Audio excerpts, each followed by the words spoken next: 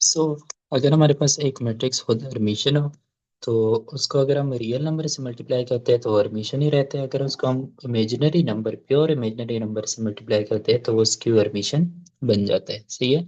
And अगर वो खुद एक स्क्यू हर्मिशियन मैट्रिक्स हो तो उसको रियल नंबर से मल्टीप्लाई करने से स्क्यू हर्मिशियन ही रहता है। एंड इमेजिनरी नंबर से मल्टीप्लाई करने से वो हर्मिशियन बन जाता है। मतलब कि रियल नंबर उसको सेम रखते हैं एंड इमेजिनरी नंबर से मल्टीप्लाई करो तो हर्मिशियन स्क्यू बन जाता है। एंड स्क्यू हर्मिशियन हमारे पास हर्मिशियन बन जाता है। सही है। Now the next property is अगर हमारे पास ए एंड बी दोनों हर्मिशियन मैट्रिसेस हैं एंड ए ये कम्यूट करते हैं देन ए बी भी हर्मिशियन होगा। सही है। एंड अगर ए बी दोनों स्क्यू हर्मिशियन मैट्रिसेस है एंड ये कम्यूट करते हैं तो इनका प्रोडक्ट भी क्या होगा, वो अगेन हमारे पास हर्मिशियन होगा। सही है। सो नेक्स्ट हमारे पास प्रॉपर्टी है कि अगर ए हर्मिशियन मैट्रिक्स है तो इनकी जितनी भी पावर यानी ए स्क्वेयर ए क्यूब ए फोर ये सारे के सारे क्या होते हैं, ये हर्मिशियन होते हैं। सही है। एंड अगर ए खुद स्क्यू हर्मिशियन मैट्रिक्स है तो इसके इवन पावर जो होंगे यानी कि ए स्क्वेयर ए पावर फोर ए पावर सिक्स ये सारे हर्मिशियन होंगे। सही है।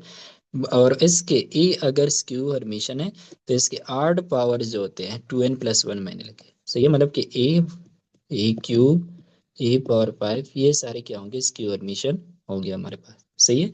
लास्ट प्रॉपर्टी इसकी है कि A and B are hermitian matrices then A B plus B A ये हर्मिशियन होंगे and A B minus B ये हमारे पास हमेशा क्या होगा, स्क्यू हर्मिशियन होगा। अगर मैं इन प्रॉपर्टीज को समराइज करूं, ये प्रॉपर्टी सिमेट्रिक एंटी सिमेट्रिक की जो प्रॉपर्टीज है वो properties admission and anti admission की भी है, स्क्यू एडमिशन की।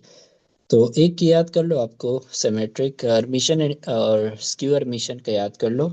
जस्ट फिर उसमें डिगर को ट्रांसपोज से रिप्लेस कर लो तो सिमेट्रिक एंड एंटी सिमेट्रिक के प्रॉपर्टीज हो जाएंगे। सही है।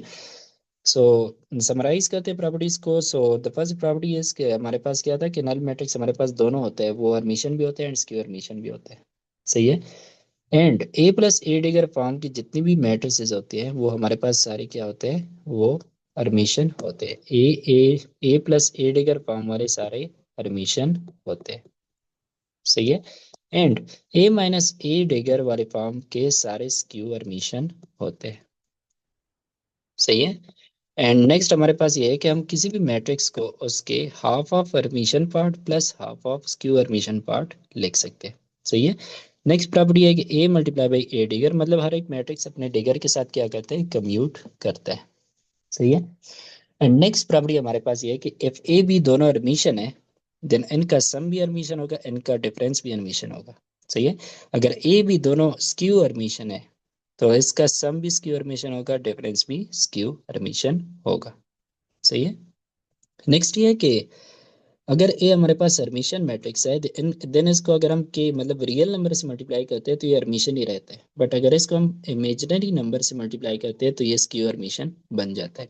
सिमिलरली अगर एक खुद स्क्यू हर्मिशियन मैट्रिक्स है देन इसको रियल नंबर मल्टीप्लाई करने से स्क्यू हर्मिशियन ही रहता है। अगर इसको हम प्योर इमेजिनरी नंबर से मल्टीप्लाई करते हैं तो ये हर्मिशियन बन जाता है। सही है।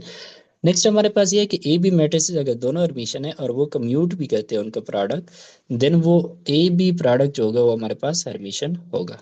सही है। एंड अगर ए बी दोनों स्क्यू सिमेट्रिक है और प्रोडक्ट कम्यूट करते हैं तब भी ए बी प्रोडक्ट यानी कि क्या होगा, हर्मिशियन होगा। सही है।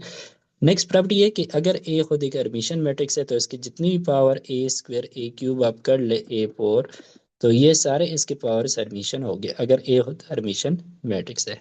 सही है। एंड अगर ए हमारे पास क्यू हर्मिशियन है तो इसकी इवन पावर ए स्क्वेयर ए फोर ए सिक्स ये हमारे पास हर्मिशियन होते हैं एंड इसके आड पावर्स ए क्यूब ए पावर फाइव ये स्क्यू हर्मिशियन होते हैं। सही है। एंड लास्ट प्रॉपर्टी ये थी कि ए बी अगर दोनों हर्मिशियन मैट्रिसेस है तो A B plus B A ये हमारे पास हर्मिशियन होता है and A B minus B ये हमारे पास स्क्यू हर्मिशियन होता है। सही है। अब हम इस पे कुछ दो क्वेश्चन सॉल्व करते हैं। So the first one is हमारे पास एक स्क्वायर मैट्रिक्स एम है। सही है। एंड इसका आर्डर एन है। एन मतलब N cross N square matrix है। ठीक है। With complex entries. देन हमारे पास M conjugate transpose that is equal to minus M. So given है कि एम कॉन्जुगेट और इसका transpose this is equal to minus M. अब कॉन्जुगेट एंड ट्रांसपोज हमारे पास क्या होता है, डेगर होता है। इसका मतलब है M dagger is equal to minus M. तो ये किसकी डिफिनेशन थी, स्क्यू सिमेट्रिक की डिफिनेशन थी हमारे पास।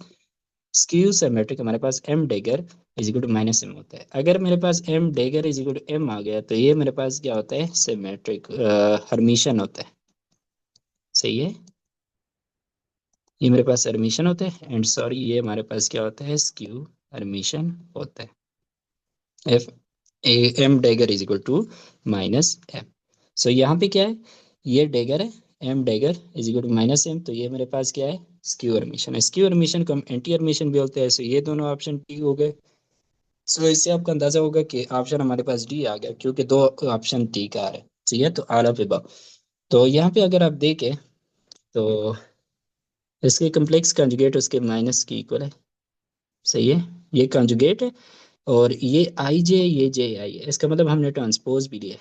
सही है, ए आई जे, इसका कंजुगेट ले लो, फिर इसका ट्रांसपोज ले लो, that will be equal to A J minus A J I. तो ये स्क्यू हर्मिशन के लिए होता है।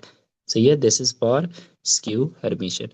एंड हर्मिशन के लिए हमारे पास होता है कि ए आई जे, अगर मैं इसका कम्प्लेक्स कंजुगेट ले लूँ एंड माइनस ए जे आई, यहाँ पे आई जे को जे आई लिखूँ तो यहाँ पे माइनस नहीं, एक्चुअली यहाँ पे अगर प्लस आता, सही है, तो ये मेरे पास हर्मिशन बनता है। लास्ट क्वेश्चन हमारे पास मैट्रिक्स गिवन है। मैट्रिक्स को लेट्स सपोज मैं लिख लेता हूँ, A matrix is equal to 0 -1 -2 iota minus, ये +1 -2 iota, this is -1 -2 iota, this is 0।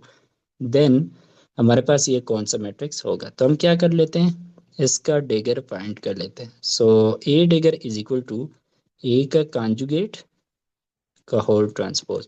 सो हम क्या लिख लेते हैं, ए का कॉन्जुगेट लिख लेते हैं, 1 -2 आयोटा का कॉन्जुगेट, -1 -2 आयोटा का कॉन्जुगेट एंड 0 का कॉन्जुगेट का होल ट्रांसपोज।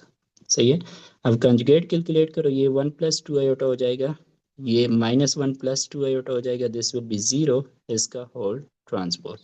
सही है, नाउ अब मेरे पास ट्रांसपोज अगर हम लेते हैं तो 0 1 + 2 आयोटा फर्स्ट रो को फर्स्ट कॉलम में कर लेंगे एंड सेकंड रो जो है इसको सेकंड कॉलम से -1 + 2 आयोटा हुआ 0 हो जाएगा। सही है, अब ये देखो, ये अपने ओरिजिनल मैट्रिक्स की इक्वल नहीं है, ये मैट्रिक्स ओरिजिनल मैट्रिक्स की इक्वल नहीं है। इसका मतलब है कि A dagger is not equal to A. तो ये मेरे पास हर्मिशन ही है। अब हम इसकी हर्मिशन देख लेते हैं। अगर हम इससे माइनस कॉमन ले लेते हैं, सो ये मेरे पास बन जाएगा 0, तो 0 न्यूट्रल ही होता है। अगर इससे कहते हैं तो ये 1 -2 आयोटा बन जाएगा, ये -1 -2 आयोटा, यानी सबके साइन चेंज हो जाएंगे एंड 0 0 ही रहेगा। अब अगर ये देखें, दिस इज व्हाट, माइनस, और ये मैट्रिक्स क्या है, ये ओरिजिनल ए मैट्रिक्स है। सही है, तो ये मेरे पास -a, so A dagger is equal to -a हमारे पास आ गया। तो ये हमारे पास क्या है, एक स्क्यू हर्मिशन मैट्रिक्स है। सही है, this is skew hermitian matrix, this is skew hermitian matrix. Okay, so आपने इस तरह से कैलकुलेट करना होगा, कंजुगेट लेना है, कंजुगेट के बाद उसने आप क्या लेना है, आपने इसका ट्रांसपोज लेना है। और तो उसको आपने देखना है कि वो +1 की इक्वल होता है या -1 की इक्वल होता है। सही है, तो इस पे आपने प्रैक्टिस कर लेनी है। प्रॉपर्टीज, ये जो प्रॉपर्टीज है, ये प्रॉपर्टी सिमेट्रिक एंटी सिमेट्रिक की भी होती है। जस्ट आप डेगर को ट्रांसपोज में कर दें, सिमेट्रिक के करस्पॉन्डिंग हर्मिशन होते हैं एंड स्क्यू सिमेट्रिक के करस्पॉन्डिंग स्क्यू हर्मिशन होते हैं।